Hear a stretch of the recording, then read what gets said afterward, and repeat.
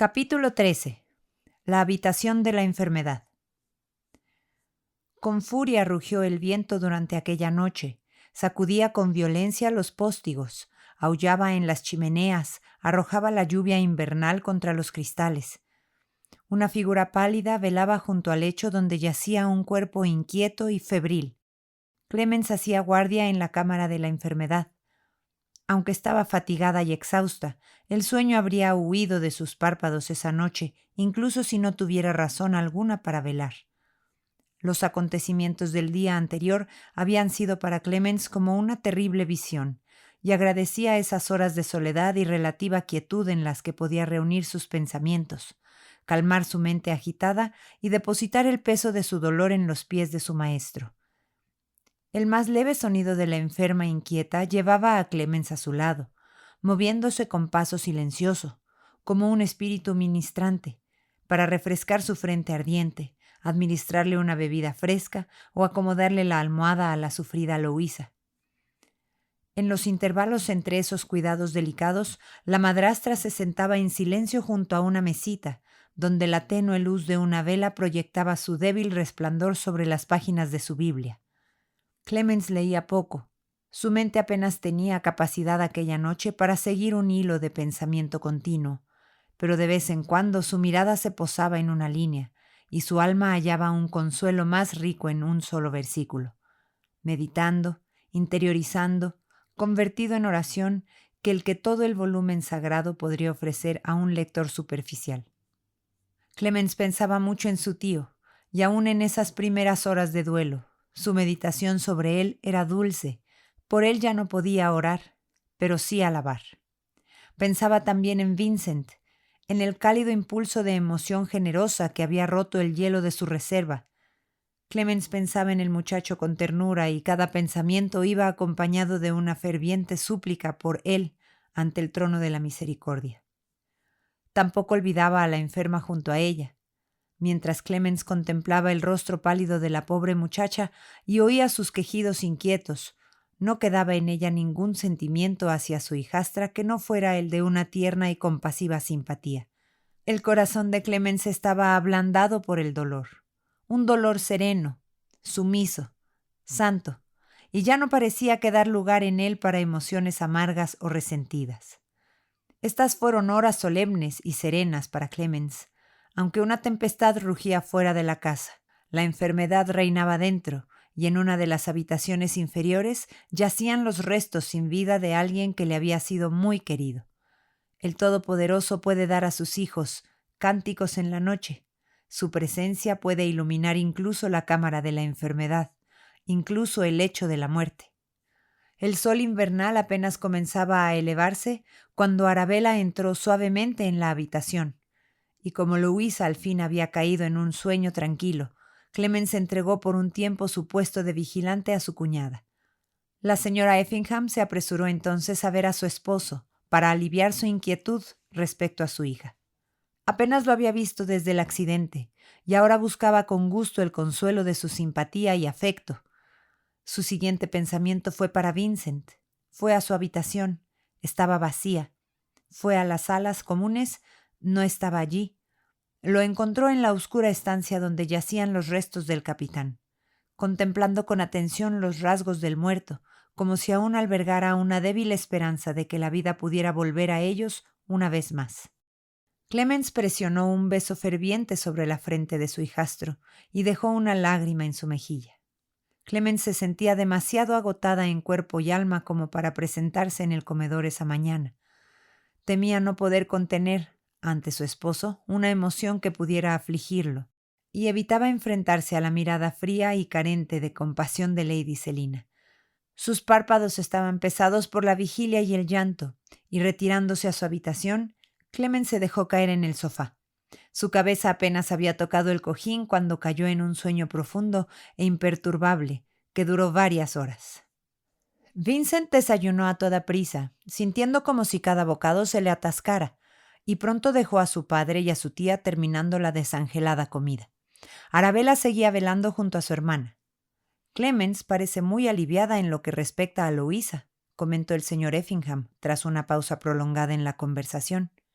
Algo parecido a una sonrisa se dibujó levemente en los labios de la dama, ligeramente, pero lo suficiente para captar la atención de su interlocutor.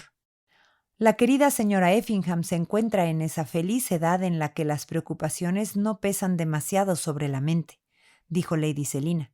Al menos es evidente que no preveía consecuencias graves por el accidente de Louisa, o nunca la habría enviado a casa en un carruaje público, casi desfalleciendo por el agotamiento y el terror, recién rescatada de una muerte espantosa sin más compañía que la de un sirviente contratado. El rostro del señor Effingham se ensombreció, pero no respondió, y Lady Selina continuó con tono casi disculpatorio. Pero claro, la querida señora Effingham no sabía cuánto sufría Louisa a causa de la prolongada inmersión en el agua helada. No la vio antes de enviarla a casa, así que, naturalmente, estaba menos capacitada para juzgar su estado. La señora Effingham estaba tan completamente absorbida en su dolor por su buen tío que todo lo demás quedó en el olvido. La tos irritable del señor Effingham animó a la dama a proseguir, lo cual hizo después de dar un sorbo a su chocolate, con aire pensativo y melancólico. Es perfectamente natural y perfectamente correcto que se inspire un mayor grado de interés hacia un pariente anciano, sin duda una criatura muy estimable y valiosa, con quien su querida esposa convivió durante años, que hacía un vínculo, por muy cercano que sea, conocido por tan breve tiempo. No debo juzgar los sentimientos de la señora Effingham por los míos.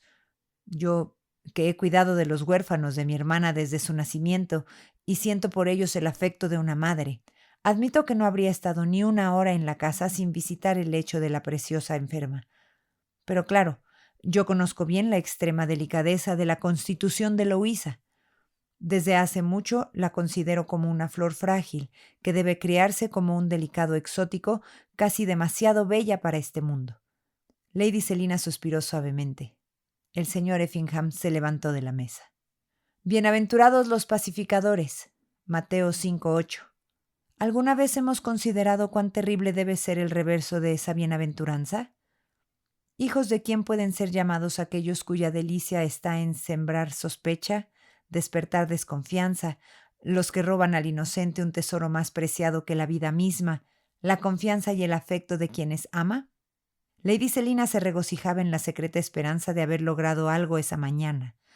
Aflojar el fuerte lazo que unía a Clemens con el corazón de su esposo, de haber empleado con habilidad el amor paterno como palanca para sacudir aquella confianza perfecta que constituía el poder de la joven esposa.